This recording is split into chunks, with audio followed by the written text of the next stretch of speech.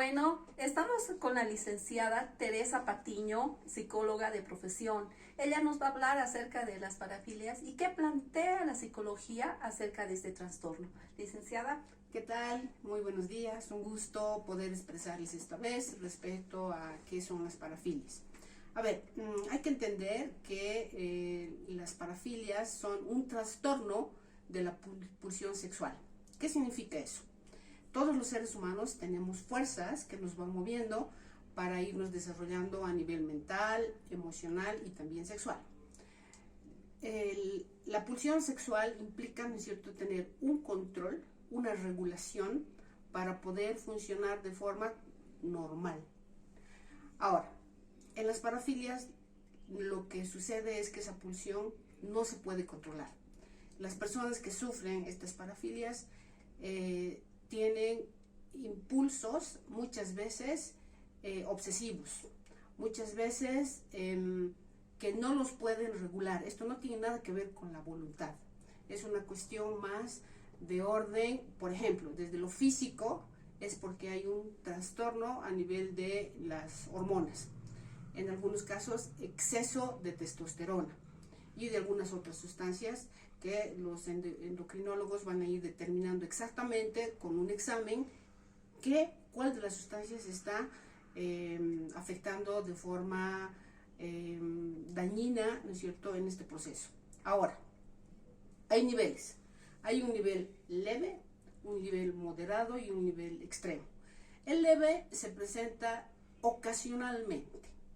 El moderado se presenta con cierta frecuencia, pero el grave o extremo se presenta permanentemente. Es decir, la persona está obsesivamente con esa idea en su cabeza en todo el tiempo.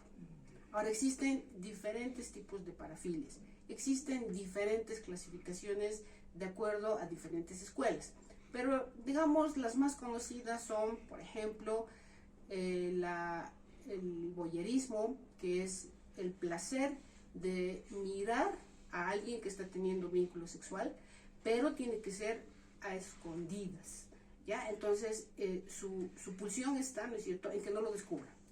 Entonces ahí está ese su placer, porque claro, cada una, ¿no es cierto?, tiene, por ejemplo, en el fetichismo utiliza una prenda, por ejemplo, zapatos, ¿no?, con tacones. ¿Y por qué? Porque lo que hacen es desplazar todo ese placer, esa pulsión sexual, a ese objeto inanimado. ¿Por qué lo hacen? Porque de esa manera sienten ese placer, ¿ya? Entonces algunas veces pueden entrar en estados de ansiedad desesperados cuando no tienen el objeto.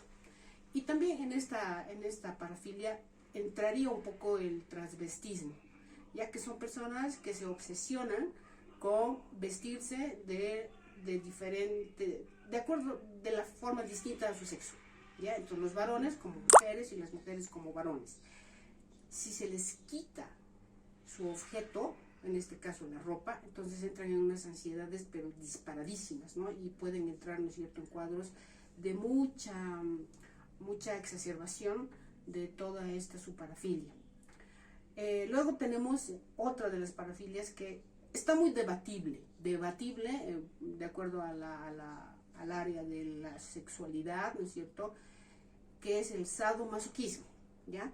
Entonces se dice, ¿no es cierto?, en una escuela de psicología, que si la pareja está de acuerdo, entonces puede considerarse normal. Pero desde el DSM-3, ¿no es cierto?, que es un manual de psiquiatría, hay ciertos niveles. Ejemplo, el masoquismo va a buscar que le inflijan daño, que le inflijan heridas, o sea, tiene que tener dolor, ¿ya? Y ese es su placer.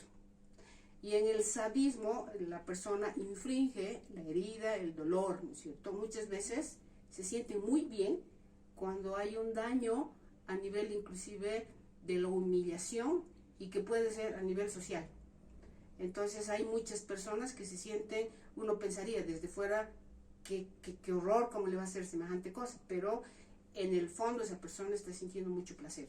Entonces, ahí, ¿cómo puede estar esa persona con alguien que le hace daño? No, lo que pasa es que encajan como fichitas de un rompecabezas perfectos, porque van a buscar ambos tanto el masoquista como el sadista, el sádico, entrar en esa dinámica para uno procurar el dolor y el otro recibir el placer de ese dolor. Entonces son parejas bastante disfuncionales, pero bueno, algunos, ¿no es cierto?, lo asumen como, comillas, normal, ¿ya? Entonces, ahora, ¿cuál es el tratamiento para este tipo de parafilias? A ver, curarse como tal es bastante complejo, ¿ya? Normalmente no lo hace. Lo que se hace es una prevención, ¿ya? Está la escuela, la psicología cognitiva, que es la que va a tratar todo lo que es la parte mental, la parte emocional y la parte conductual. Es decir, como pienso, yo siento y yo actúo. Entonces la psicología cognitiva lo que hace es entrar en esa estructura del pensamiento de esta persona que tiene la parafilia y le va a mostrar la distorsión de pensamientos y se va a trabajar en función, ¿no es cierto?, a estructurar un pensamiento sano, correcto, adecuado, ¿ya? Y para que también desarrolle una autorregulación y un autocontrol. Fundamentalmente ese es el objetivo, ¿ya? Lograr que se estructure un pensamiento racional y de forma, comillas, subrayado, por favor, ¿no es cierto?, adecuado, para que pueda controlar esa parafilia, ¿ya? Luego hay el tratamiento farmacológico, ¿ya? Y eso lo tienen que hacer con un especialista, tiene que ser un endocrinólogo quien determine qué está fallando, ¿ya? Y algunos optan por visitar al psiquiatra. ¿Para qué? Para que el psiquiatra también, ¿no es cierto?, pueda medicar para controlar esos impulsos que son lamentablemente obsesivos, ¿no es cierto?, cuando ya es el caso moderado, el grave, donde no pueden controlar, o sea, eso escapa a su control. Entonces ahí tiene que haber un regulador del estado de ánimo y un nivel, también una medicación para la ansiedad y en algunos casos para la depresión. ¿Cuáles son las causas? Son diversas. Se puede entender, ¿no es cierto?, que esa persona haya sufrido también, ¿no es cierto?, algún tipo de abuso sexual desde muy pequeña. También puede ser, ¿no es cierto?, que tenga un desbalance hormonal. Y también lo hacen porque han sufrido humillaciones de tipo sexual o han sido expuestos desde muy pequeños, es decir, han despertado muy temprano a la sexualidad. Entonces hay una exacerbación de esa pulsión sexual. Y todo eso, por supuesto, va a tener su efecto, ¿no es cierto? Porque esto, ¿cuándo se va a manifestar, no? Termina la infancia, empieza la preadolescencia, 11 años aproximadamente, y va a continuar hasta los 25 años que se concluye la adolescencia. Entonces es ahí donde va a gestarse todo ese proceso. Y pueden muchos, ¿no es cierto?, llegar hasta la vida adulta y irse de este planeta, ¿no?, con esa parafilia. Entonces, es muy complejo, ¿no es cierto? Las causas nos están diciendo, ¿no?, que hay que hacer toda una reestructuración mental, ¿no? Entonces, por eso la psicología cognitiva trabaja en esa área. Muchas veces se hacen las intervenciones, ¿no es cierto?, porque ya, ¿no?, a nivel social, ya directamente esa persona no puede seguir conviviendo con una persona, comillas, normal. O sea, ya su encargo social directamente dice, necesitas que te traten. Normalmente estas personas dicen, no, yo no tengo el problema, yo estoy muy bien. O sea, ellos no lo ven como un problema porque es algo inherente a ellos. Y esa su pulsión sexual no la ven como ningún problema. Está todo muy bien. Y lo que sucede también es que entran en una fase. ¿Por qué lo hacen? Porque necesitan tener poder sobre el otro. Por eso utilizan objetos inanimados,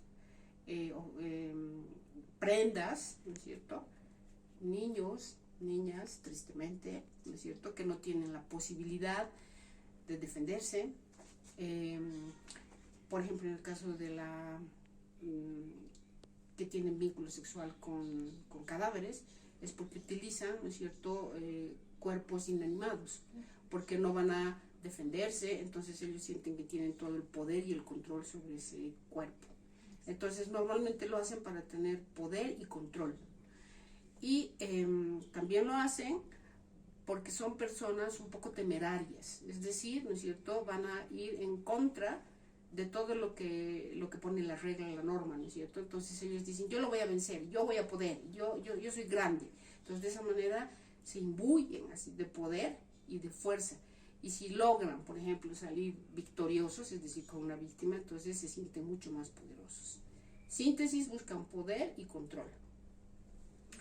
A ver, hasta ahí, ¿alguna otra pregunta? No, licenciada, quedamos muy agradecidos como grupo, también al licenciado Pimentel por darnos la oportunidad de conocer más acerca de estos temas que es muy importante para nuestra carrera, ¿no? Gracias, licenciada. Un placer.